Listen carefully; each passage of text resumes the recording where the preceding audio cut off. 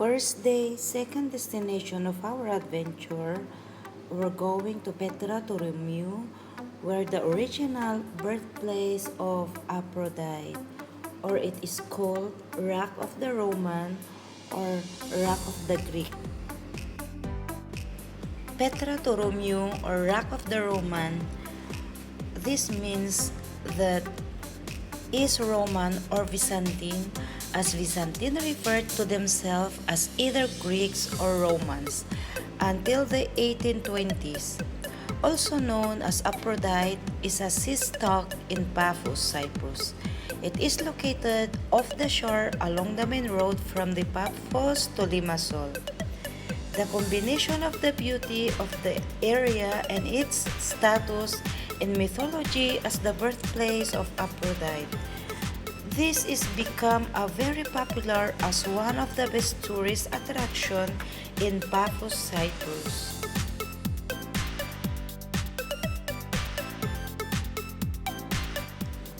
The sea in this region is quite rough, which is not the suitable place for swimming. That's why it is written in the billboard that is not recommended to those tourists who's visiting to this area. Petra-Turumyu is one of the most beautiful coastlines in Cyprus, and it's associated with Aphrodite, the Greek goddess of love and beauty. It is interesting geological formation of the huge rocks off to the southwest coast in Paphos district.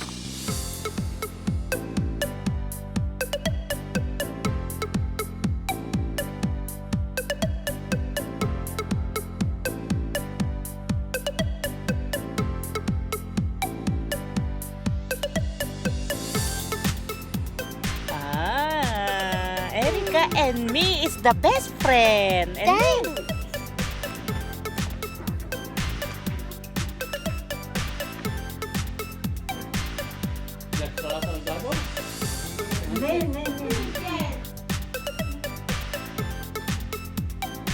Ay, marinig siya sa tukinito. Basta tukinito yun. Tukinito.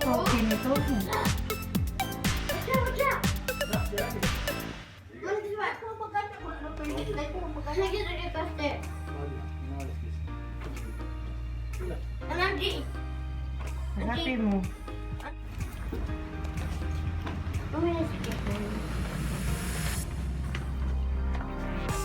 Slowly let it go. We are going up the stairs. So we can go and see the rock.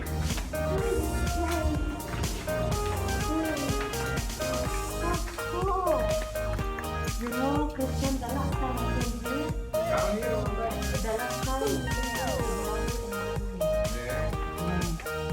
So, what do you think, Christian? We are now in Paphos. Like this is life.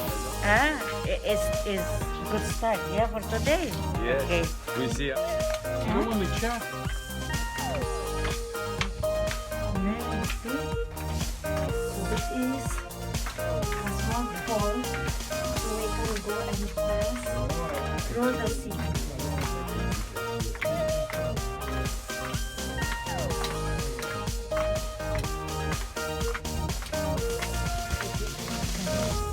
Napaka-historic talaga ang bansang Cyprus.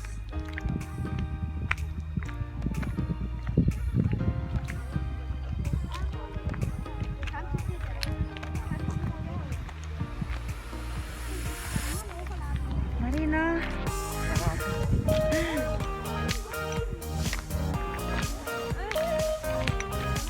So, ito yung pinakamalaking rock na sinasabi nila na according to the legend, this place is where Aphrodite rose from the waves. The Greek name called Petra-Turumyu, the Rock of the Greek or Rock of the Roman, is associated with the legendary Byzantine hero Digenis Akritas, who kept the marauding Saracens at bay with his amazing strength. It is said that the huge rock into the sea means destroying the enemy's ship. So, lalapitan natin itong malaking rock, guys. Tignan natin kung gaano siya kalaki.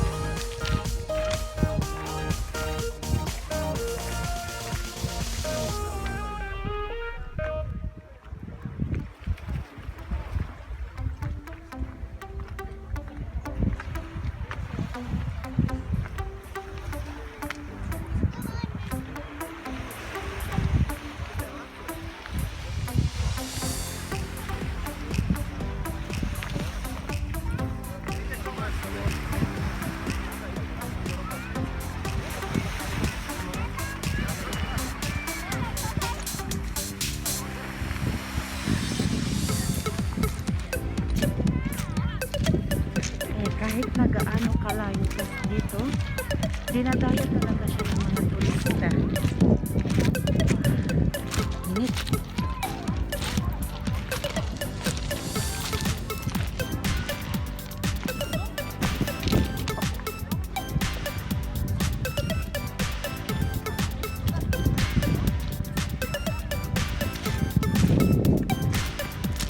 Kung makikita niyo dito, malaki ng bato.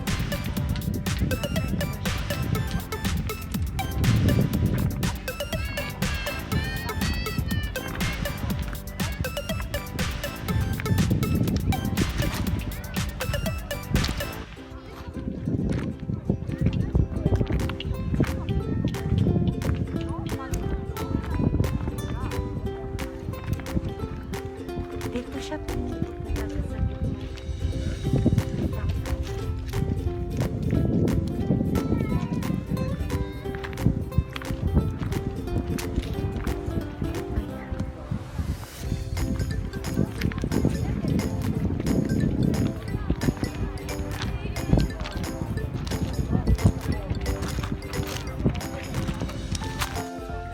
So kung makikita nyo guys, ayan, malaking bato.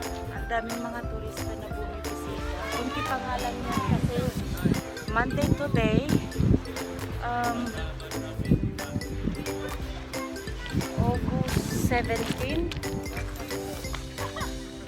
Pinili namin yung mga ordinary days talaga na araw para mas ma-enjoy namin yung adventure.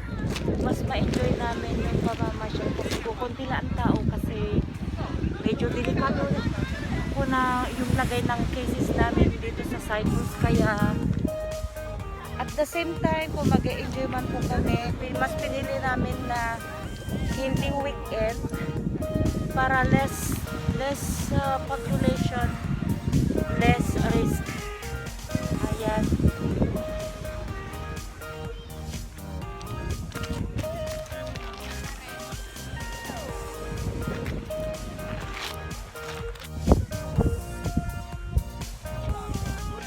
Napaka-relaxing na view.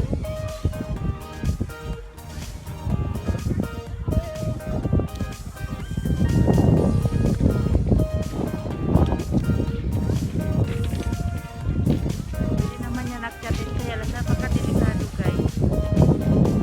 Tapos jajab pa doon para mag-swimming.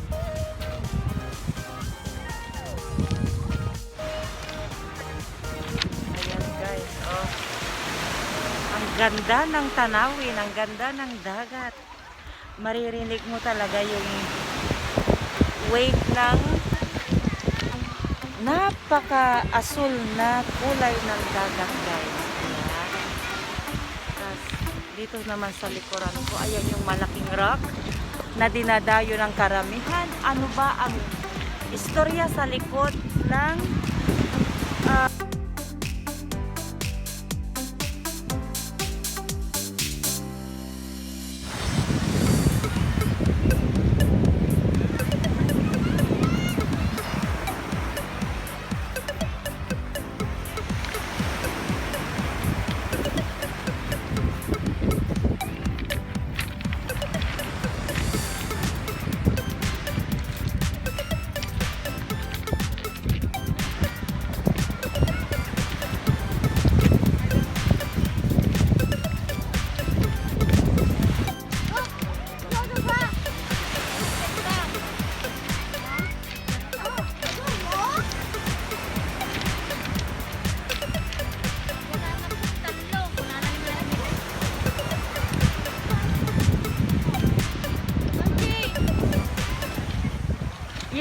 kape mo.